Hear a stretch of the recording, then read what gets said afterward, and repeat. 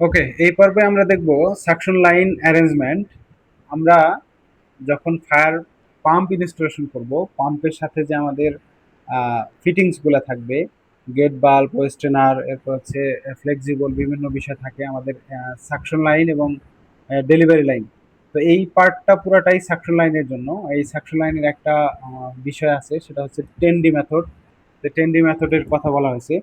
তো এই সাকশন লাইনে 10D মেথডটা কিভাবে হবে? 10D মেথডটা হবে হচ্ছে যে আমার সাকশন লাইনে যে পাইপটা থাকবে, এই পাইপের উপর বেসিস করে, হ্যাঁ, আমার এই সাকশন লাইনে যে পাইপটা থাকবে এটা কত ইঞ্চি, হ্যাঁ, এই কত ইঞ্চির উপরে আমাদেরকে 10D মেথডটা ফলো করতে হবে। সো পার্টটা খুবই ছোট, তারপরে হচ্ছে আমি এইটা হচ্ছে বেসিক্যালি খুবই গুরুত্বপূর্ণ একটা পার্ট, সেই জন্য আর কি এটা আলাদাভাবে ক্লাস আকারে দেখানোর চেষ্টা করেছি। তো 10D মেথডটা আমরা কিভাবে ফলো করব? 10D মেথডটা করব যে এই যে আমাদের সাকশন লাইনটা আছে, এই সাকশন লাইনের পাইপ কত ইঞ্চি আছে সেটা আগে আমাকে সিলেক্ট করতে হবে। তো সাপোজ ধরেন আমাদের এই পাইপটা যদি 8 ইঞ্চি থাকে, আমাদের 8 ইঞ্চি একটা পাইপ আমরা সাকশন লাইনে নিয়েছি। তো এই সাকশন লাইনে 8 ইঞ্চি পাইপ যদি হয়, সেক্ষেত্রে আমাকে 10 দিয়ে গুণ করতে হবে। 10 × 8 অর্থাৎ 80 ইঞ্চি। 80 ইঞ্চি কি করতে হবে? 80 ইঞ্চি হচ্ছে যে আমাদের ওয়াটার রিজার্ভার থাকবে, এই ওয়াটার রিজার্ভারের সাথে আমাদের কি একটা প্রথমে একটা গেট বাল্ব থাকবে। ওয়াটার রিজার্ভার পরে এটা হচ্ছে আমাদের ধরেন পাম্প রুম, এটা আমার পাম্প রুম, হ্যাঁ, আর এটা হচ্ছে ওয়াটার রিজার্ভার। তো এই পাম্প রুমের প্রথমেই কিন্তু আমাকে একটা কি দিতে হবে? একটা গেট বাল্ব দিতে হবে। হুম। তো এই গেট বাল্ব থেকে আমাকে এই যে 80 ইঞ্চি যেটা 10D মেথড, যেটা পাম্পের সাকশন লাইন হচ্ছে 8 ইঞ্চি, আর হচ্ছে আমার গুণ করতে হবে 10 দ্বারা। তো 10 দ্বারা যদি আমি গুণ করি তাহলে আসবে কত আমার, মানে 80 ইঞ্চি। তো এই 80 ইঞ্চি হচ্ছে আমাকে ধরতে হবে কোথা থেকে? এই যে গেট বাল্ব আছে, এই গেট বাল্বের শেষে থেকে ধরবো, হ্যাঁ, এটা হচ্ছে শুরু যদি ধরি, এটা হচ্ছে শেষ। এই গেট বাল্বের শেষ থেকে আমার হচ্ছে যে যে রিডিউসারটা আছে, এই রিডিউসারের শেষ মানে শুরুর দিকে ধরবো আর কি। এরপরে হচ্ছে আমার ফায়ার পাম্পটা, হ্যাঁ। তো এই যে পাম্পের যে গেট বাল্ব এবং যে রিডিউসার, এর মাঝখানে যে জায়গাটা থাকবে, এই মাঝখানের পাইপের দূরত্ব হবে আমার 80 ইঞ্চি। এটাই হচ্ছে 10D মেথড। তো শুধুমাত্র পাইপই থাকবে না এখানে, এখানে আরো কিছু অ্যারেঞ্জমেন্ট থাকবে, যেমন হচ্ছে ওয়েস্টার্নার থাকবে, ফ্লেক্সিবল থাকবে। তো এইটার আবার কোনো দূরত্ব নাই, ফ্লেক্সিবল ওয়েস্টার্নার। এটা হচ্ছে 80 ইঞ্চি হলেই হবে। এই গেট বাল্বের এই শুরু থেকে রিডিউসারের শেষ এই পর্যন্ত আমাকে 80 ইঞ্চি রাখতে হবে। তো আমরা একটু অটোক্যাডের মাধ্যমে যদি দেখি এই বিষয়টা, তাহলে আরো ক্লিয়ার হবে। এখানে স্পষ্টভাবে আর কি দেয়া আছে বিষয়টা।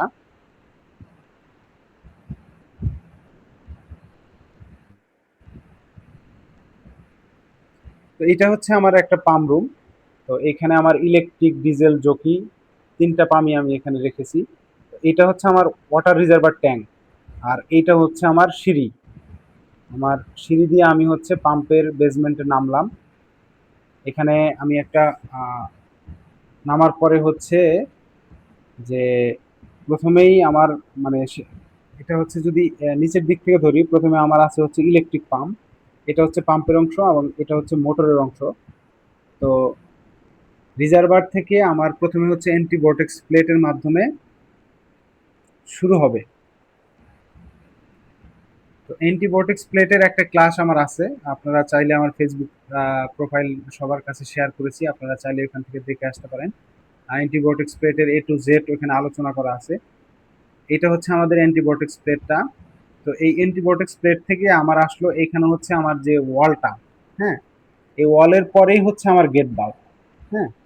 তো এই গেট বাল্ব, এরপরে হচ্ছে আমার ওয়েস্টার্নার, ওয়েস্টার্নের পরে একটা ফ্লেক্সিবল আছে, এরপরে হচ্ছে আমার রিডিউসার, যেটার মাধ্যমে পাম্পে পানি ঢুকবে, মোটরে পানি ঢুকবে। তো আমি যদি এখান থেকে ইন্ডিকেট করে দেখাই, সেটা হচ্ছে যে আমার ধরেন এইটা হচ্ছে আমার সেই রিডিউসার।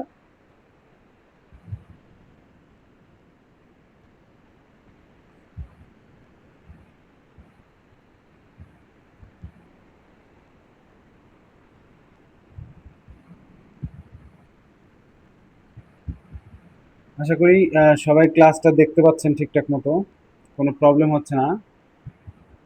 তো আমার এইটা হচ্ছে রিডিউসার, এইখান থেকে এই যে পুরা পাইপটা, এই পাইপটার মানে সাইজ হবে ৮০ ইঞ্চি। যদি আমার ৮ ইঞ্চি পাইপ হয়, ৮ ইঞ্চি পাইপ হলে আমার এখান থেকে পুরা যে পাইপের এটা হচ্ছে আমার গেট বাল্ব।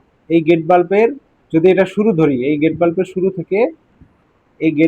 শুরু থেকে আমাকে একদম এই যে রিডিউসার আছে, এই রিডিউসারের শুরু পর্যন্ত আমাকে নিতে হবে ৮০ ইঞ্চি। যদি আমার পাইপের সাকশন লাইনটা যদি ৮ ইঞ্চি হয়।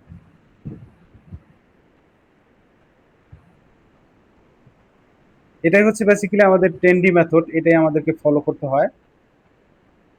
তো আশা করি 10D মেথডটা সবার মোটামুটি ক্লিয়ার হয়েছে, আর মানে বুঝতে কোনো প্রবলেম নাই।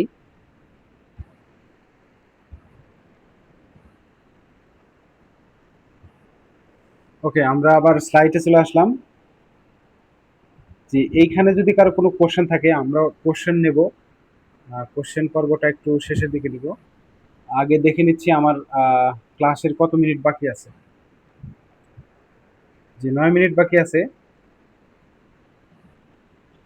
আমরা এই 9 মিনিট হচ্ছে এই ক্লাস টপিকটা কন্টিনিউ করব। এরপরে হচ্ছে যদি 9 মিনিট ওভার হয়ে যায় বা 9 মিনিটের বেশি সময় লাগে, আমরা সেকেন্ড লিঙ্ক দিব হচ্ছে আমাদের ফেসবুক প্রোফাইলে। তো ফেসবুক থেকে সবাই আবার নতুন করে জয়েন করবেন। দেন হচ্ছে সেকেন্ড যে পার্টের ক্লাসটা হবে, সেই সেকেন্ড পার্টের ক্লাসটা আপনারা সবাই